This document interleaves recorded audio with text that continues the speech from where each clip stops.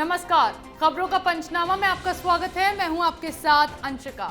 हम लेकर आए हैं देश दुनिया की 5 बड़ी खबरें, जिनके विश्लेषण के लिए मेरे साथ स्टूडियो में मौजूद हैं कैपिटल टीवी के editor in chief doctor Manish Kumar. Doctor साहब, बहुत बहुत स्वागत। धन्यवाद। सबसे पहले नजर डालते हैं हेडलाइंस। महाराष्ट्र के सीएम एकनाथ शिंदे ने खोले उद्धव सरकार के राज, बताया शिवसैनिकों को हिंदुत्व और वीर सावरकर पर बोलने की नहीं थी इजाजत। दाऊद के दोस्तों पर भी एनसीपी के कारण नहीं की गई कार्रवाई। कन्हैयालाल हत्याकांड में सामने आए कातिलों के खौफनाक मंसूबे, 3 लोगों को उतारना था मौत के घाट। हत्या के विरोध में पाली में निकाला गया जुलूस। अमरावती में केमिस्ट की हत्या मामले में सामने आया पीएफआई कनेक्शन, आरोपियों से की गई पूछताछ में कई राज आए बाहर। मां काली पर दिए बयान के बाद बढ़ी टीएमसी एमपी महुआ मोइत्रा की मुसीबतें, शिकायत दर्ज, बीजेपी ने की गिरफ्तारी की मांग।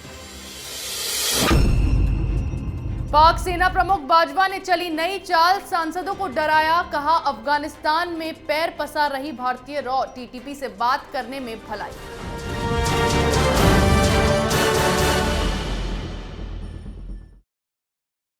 अब पहली खबर महाराष्ट्र से, जहां मुख्यमंत्री पद की शपथ लेने के बाद से एकनाथ शिंदे लगातार उन मुद्दों पर मुखर हैं जिनकी वजह से उनके समर्थक शिवसेना विधायकों को उद्धव ठाकरे गुट से अलग लाइन लेनी पड़ी।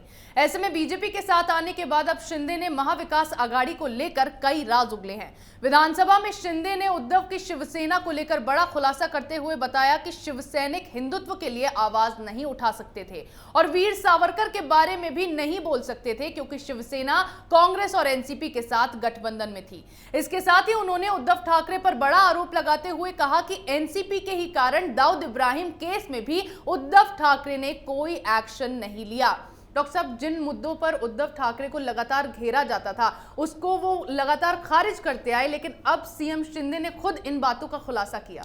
देखिए, ये मुझे लग रहा है कि उद्धव ठाकरे जितना ज़्यादा एकनाथ शिंदे के पीछे पड़ेंगे, उतना ज़्यादा उद्धव ठाकरे महाराष्ट्र की राजनीति में पीछे चलते चले जाएंगे। उन्होंने क्या कहा? उन्होंने कहा, भाई ये शिंदे का जो ऑटो था उसका ब्रेक फेल हो गया है। शिंदे ने जवाब दिया, ब्रेक फेल होने जाए या कुछ हो जाए, लेकिन मर्सिडीज से आगे निकल गया। आप तू मैं करेंगे, सरकार अभी बनी है, कम से कम 6 महीने कैसे वो किस प्रकार का प्रशासन देते हैं, उनको काम तो करने दें। पहले दिन से ही आपने अटैक करना शुरू कर दिया तो जवाब भी खाएंगे आप। एकनाथ शिंदे ने पूरी पोल पट्टी खोल दी कि क्या हुआ, कैसे हमें मना किया जाता था, किस तरीके से शिवसेना के जो एमएलए थे उनके कंस्टिट्यूंसी के लिए जो विकास का काम होता था उसके लिए पैसे नहीं रिलीज होते थे, फाइल पास नहीं होता था। एकनाथ शिंदे ने यह भी कहा कि भाई वो पीडब्ल्यूडी मिनिस्टर खुद फैसला आदित्य ठाकरे ले रहे, ये कैसे होगा? भाई कोई नेता है, लाखों लोगों को रिप्रेजेंट करके वो यहां पे आया है, आप उसको घर का नौकर समझेंगे तो कौन आपके साथ रहेगा? कौन आपके साथ रहेगा?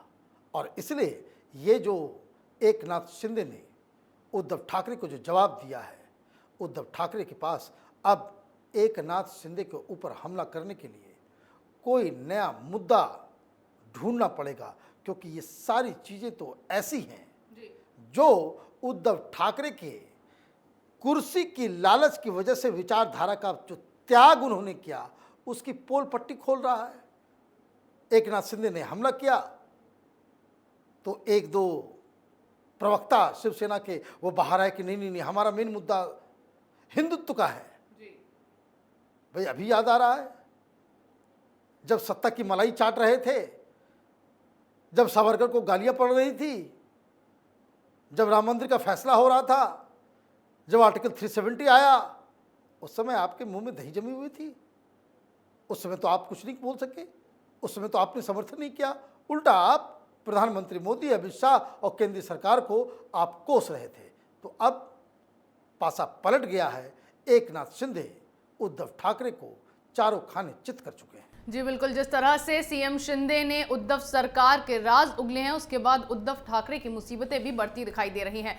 वहीं उदयपुर हत्याकांड मामले में जांच कर रही एनआईए ने कन्हैया लाल की हत्या पर एक और खुलासा किया है, जिसमें आतंकी एंगल से जांच के बाद एनआईए की एफआईआर में ये बताया गया है कि कन्हैया लाल के हत्यारे रियाज अख्तारी और गौस मोहम्मद इस हत्या के जरिए देश की जनता को आतंकित करना चाहते थे। इन्होंने हत्या के लिए बकरी ईद पर इस्तेमाल होने वाले खंजरों का प्रयोग किया था, जिसके लिए जानवर काटने वाले कुल 6 खंजर मंगाए गए थे। इनका मकसद था कि यह लगातार कन्हैया की तरह एक दिन में 3 लोगों को मारते और फिर उनका वीडियो कन्हैया लाल की हत्या के वीडियो की ही तरह वायरल करते। वहीं कन्हैया की हत्या का विरोध करते हुए हिंदू समाज ने बड़ी संख्या में पाली में जुलूस निकाला और हनुमान चालीसा का पाठ किया है। डॉक्टर साहब, एक दिन में 3 लोगों को मारने का प्लान था, लेकिन एक को अंजाम दिया गया। बाकी 2 लोगों के मारने का जो प्लान था वो कैसे फेल हुआ इनका? देखिए, चूंकि ये लोग पकड़े गए, अचानक से इतना बड़ा मसला बन जाएगा इन लोगों ने सोचा नहीं था। और ये सारी चीज़ें हो रही है, ये तो स्लीपर सेल कर रहा है। 2 आदमी को कुछ और टास्क दिया गया होता, 2 आदमी को और। ये जो पूरी जो घटना घटी है, इसमें जो एनआईए की तरफ से बताया जा रहा है कि ये लोग तो ऑलरेडी, ये दोनों पाकिस्तान से ट्रेंड होकर के आए थे और वहाँ पे बाकायदा मीटिंग की गई। मीटिंग के दौरान गौस मोहम्मद ने वॉलंटियर किया कन्हैया लाल के लिए। लिस्ट और भी थी जिसमें इन लोगों को हत्या करना था, तो उसके लिए और भी लोग होंगे। लेकिन हत्या करने के फौरन बाद ही उसी दिन ये लोग पकड़े जाते हैं और इतना बड़ा खुलासा हो जाता है, इसलिए ये कुछ थम सा गया है। लेकिन एक बात तो समझ में आ रही है कि इस तरह का नेटवर्क सिर्फ उदयपुर ही नहीं, अलग अलग जगहों में ऑलरेडी व्याप्त है। और ये लोग, जो कहानी जो आ रही है कि एनआईए के कस्टडी में जो पूछताछ हो रही है, जो इनकी सेवा हो रही है, ये चल नहीं पा रहे हैं, खड़े नहीं हो पा रहे हैं, इतनी इनकी सेवा की गई है। ये बार बार एक ही सवाल पूछते हैं, 72 हूर का धंधा चला गया इनका कि भाई ऊपर क्या होगा, स्वर्ग में जाएंगे, कहाँ जाएंगे, ये सब ख्याल नहीं आ रहा है। अब ये पुलिस वाले से, एनआईए के अधिकारियों से एक ही बात पूछते हैं कि फांसी मिलेगी या उम्र कैद। कुछ ऐसा कर दो कि उम्र कैद मिले, फांसी पे नहीं चढ़ना है। मैंने सारी हवाइयाँ इनकी जो है वो उड़ गई। तो ये हकीकत है कि पाकिस्तान के द्वारा और हिंदुस्तान में जो संगठन हैं इस तरीके के, उन लोगों की वजह से लोग गुमराह होकर के इस तरह के काम को अंजाम दे रहे हैं।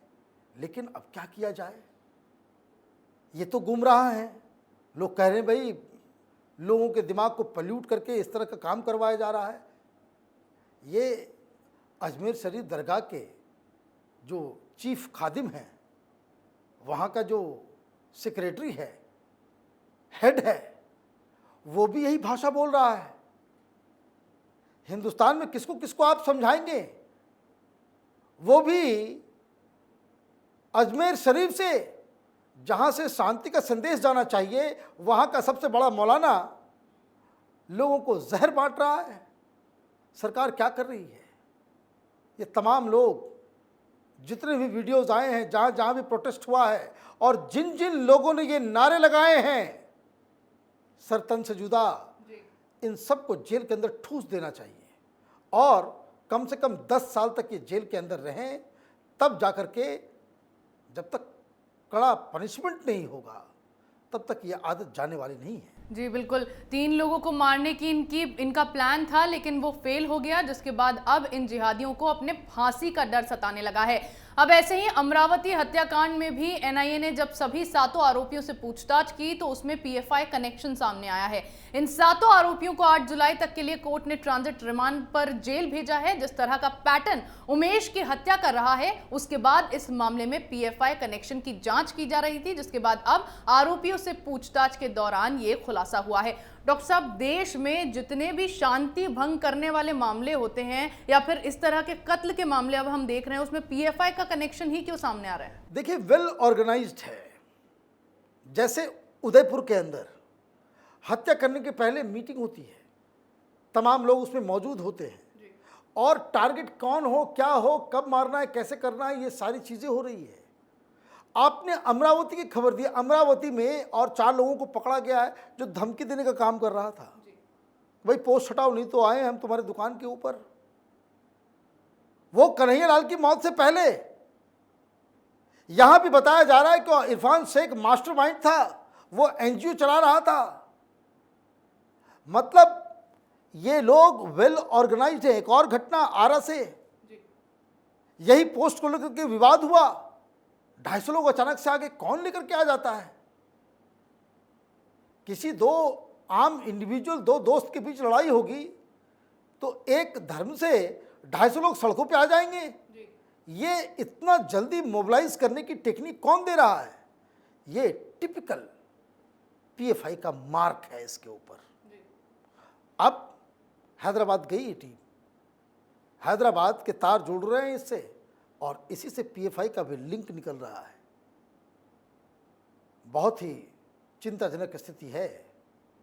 अगर आरा में हो सकता है, अगर ये नासिक में हो सकता है, ये उदयपुर में हो सकता है, अमरावती में हो सकता है, तो यकीन मानिए देश के किसी भी शहर में हो सकता है। इस तरह के स्लीपर सेल्स और इस तरह के गुट मौजूद हैं जो टारगेट किलिंग करने के लिए पूरी तरीके से ट्रेंड हो चुके हैं। जी बिल्कुल, उदयपुर का मामला हो, अमरावती का मामला हो या फिर आरा का मामला हो, हर मामले में एनआईए जांच कर रही है, जिसमें बड़े बड़े खुलासे लगातार हो रहे हैं और आगे भी इसी तरह के बड़े खुलासे होने की आशंका जताई जा रही है।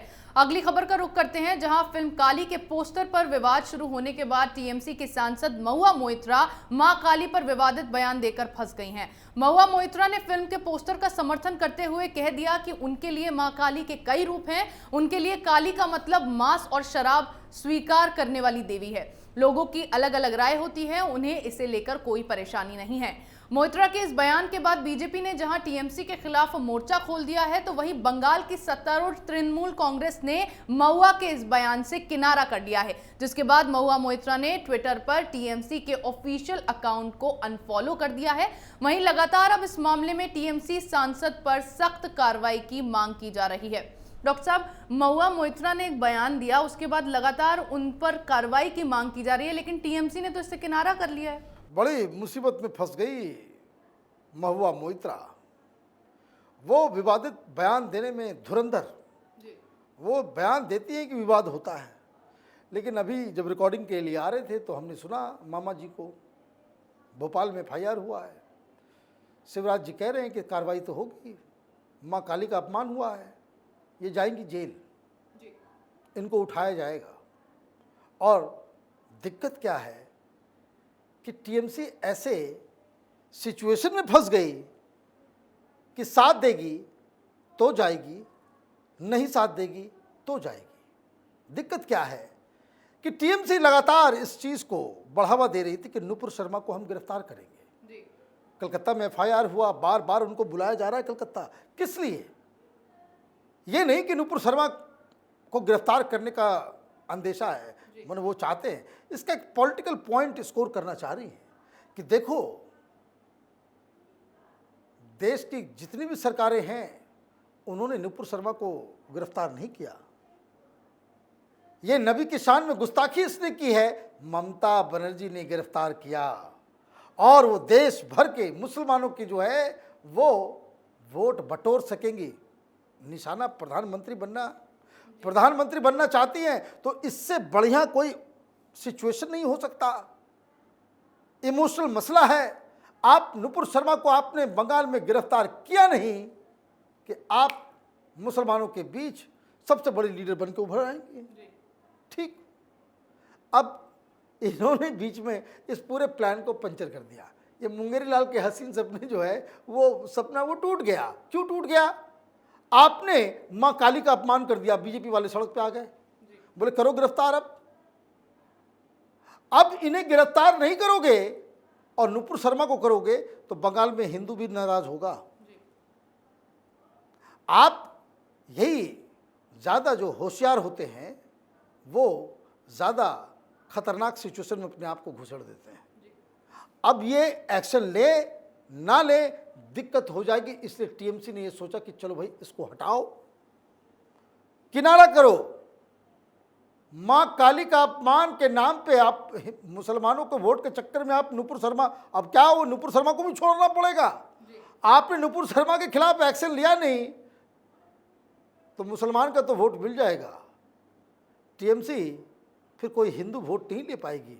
तो ये कैलकुलेशन में ये मिसफिट बैठ गई, इसलिए ममता बनर्जी ने महुआ मोइत्रा को थैंक यू बाय बाय कह दी कि अब तुमने कह दिया है, अब झेलो। अब वो पड़ गई अकेले, तो मामा जी को भी समझ में आ गया कि एफआईआर करो और भोपाल बुलाओ उसे, कुछ दिन जो है जेल के अंदर डालना बनता है ताकि ये हैबिट खत्म हो इस सेकुलर गैंग का, कि जिसके मन आता है वो आएँ बाएँ साएँ करके हिंदू देवी देवताओं को गालियाँ देकर के निकल जाता है, उसके खिलाफ कोई कार्रवाई नहीं होती है। तो कार्रवाई होगी, होनी भी चाहिए। जी बिल्कुल। काली के विवादित पोस्टर पर मचे बवाल के बीच महुआ मोइत्रा ने जो बयान दिया है उसके बाद ममता बनर्जी बुरी फंसती दिखाई दे रही हैं। अब बात कर लेते हैं पाकिस्तान की, जहां आतंकी संगठन तहरीक तालिबान पाकिस्तान के साथ बातचीत के बाद फंसे पाकिस्तानी सेना प्रमुख जनरल कमर जावेद बाजवा ने नई चाल चली है। जनरल बाजवा और आईएसआई चीफ ने भारत की खुफिया एजेंसी रॉ का नाम लेकर अपने ही प्रधानमंत्री शहबाज शरीफ, वरिष्ठ मंत्रियों, नेताओं और सांसदों को डराया है। पाकिस्तानी सेना ने संसद की राष्ट्रीय या सुरक्षा पर आयोजित बैठक में यह कहा है कि रॉ अब एक बार फिर से अफगानिस्तान में अपनी पकड़ मजबूत कर रही है और यही वजह है कि टीटीपी से बातचीत करने में ही भलाई है। हैरानी की बात तो यह है कि बाजवा की इस चाल के बाद सांसदों ने भी टीटीपी आतंकियों के साथ शांति समझौते का औपचारिक समर्थन कर दिया है। डॉक्टर साहब, आतंकियों के साथ समझौता करने के लिए बाजवा अब फिर से भारत के खिलाफ झूठी अफवाहें फैला रहे हैं। देखिए, पहली बात समझिए, पाकिस्तान की जो आर्मी है, they call themselves the army of Allah. आधा उसमें रेडिकलाइज्ड हैं। दूसरी दिक्कत क्या है, ये टीटीपी, ये तहरीक तालिबान पाकिस्तान, ये कोई नया नहीं है, ये तालिबान का ही चचेरा भाई है जो पाकिस्तान में ऑपरेट करता है और ये कहता है कि यहाँ जो सरकार चल रही है वो इस्लाम के मुताबिक नहीं चल रही, तो वो इस्लाम के मुताबिक चलवाना चाहते हैं। तो जिहादी आर्मी और जिहादी आतंकी, आप समझिए कितना क्लोजनेस है। अब वो करता है धमाका, मरते हैं लोग और आर्मी चूड़ी पहन करके बैठी हुई है, हिम्मत नहीं पड़ रही है। आप टीटीपी के ऊपर हमला करोगे, उधर उनके जो चचेरे भाई अफगानिस्तान में तालिबान जो बैठा हुआ है वो भी नाराज होगा। वही मैं कह रहा, जैसे ममता बनर्जी जो फंसी हुई, जिस तरह से चक्रव्यूह में बनाए हुए खुद ही फंसी हुई है, पाकिस्तान के साथ यही उलझन है। आर्मी वाले एक्शन लेना नहीं चाहते, बोलते भाई वो तो धर्म के लिए, इस्लाम के लिए लड़ रहा है, क्यों किसी जिहादी को मरवाना चाहते हो पाकिस्तान की आर्मी के द्वारा, तो एक्शन नहीं होता। दूसरी तरफ एफएटीएफ है, वो तलवार निकाल करके बैठी हुई है, दूरबीन लगा करके देख रही है कि तुम आतंकियों के खिलाफ कोई एक्शन ले रहे हो या नहीं ले रहे हो। अब इन सब चीज़ों का कैसे, एक तो आर्मी डरी हुई है, लड़ना नहीं चाहती, जो लड़ना भी चाहते हैं तो कहते भाई ये जो हमारा इस्लाम मानने वाले लोग हैं, तो कई सारी समस्याएं हैं। तो इसका जो बेस्ट ऑप्शन क्या हो सकता है, बातचीत कर लो। ये तहरीक तालिबान पाकिस्तान वही है, टीटीपी। आपको याद होगा 8-10 साल पहले स्कूल में घुस के बच्चों की हत्या की थी। 70% जो वहाँ आतंकी घटनाएं होती टीटीपी करती हैं और आर्मी चीफ जो है उसके सामने घुटने टेक रहा है। तो ये एक तरीका है ब्लफबाजी का। और सबसे अच्छी चीज़ क्या है वहाँ पाकिस्तान में, कि जो भी झूठ करना है, जो भी झूठ बोलना है, चाहे प्रधानमंत्री वहाँ का हो, वहाँ का जनरल हो या कोई भी हो, कोई भी झूठ वहाँ जनता में विश्वास के साथ कहना हो, आप उसमें इंडिया का एंगल ले आइए कि देखो भाई रॉ वाले आ गए हैं अफगानिस्तान में, तो अच्छा है हम बातचीत कर लें। दिक्कत क्या है कि टीटीपी से वो नहीं लड़ सकते और वो एक सेफ हेवन देना चाहते हैं, इसलिए बातचीत करके समझौता कर लो ताकि धमाका ना हो, कोई अटैक ना हो और आर्मी वालों की जान ना जाए। बस इतनी सी कहानी है। जी बिल्कुल, आतंकियों के सामने घुटने टेकने के लिए फिर एक बार पाकिस्तान ने भारत के खिलाफ फेक न्यूज फैलाना शुरू कर दिया है। देश दुनिया की तमाम बड़ी खबरों पर हमारे साथ आपके विश्लेषण के लिए बहुत बहुत धन्यवाद। धन्यवाद। खबरों का पंचनामा में मेरे साथ आज इतना ही। अगर आपको हमारा ये वीडियो पसंद आया हो तो इसे लाइक करें, शेयर करें, कमेंट करें, साथ ही हमारे चैनल को सब्सक्राइब करना ना भूलें।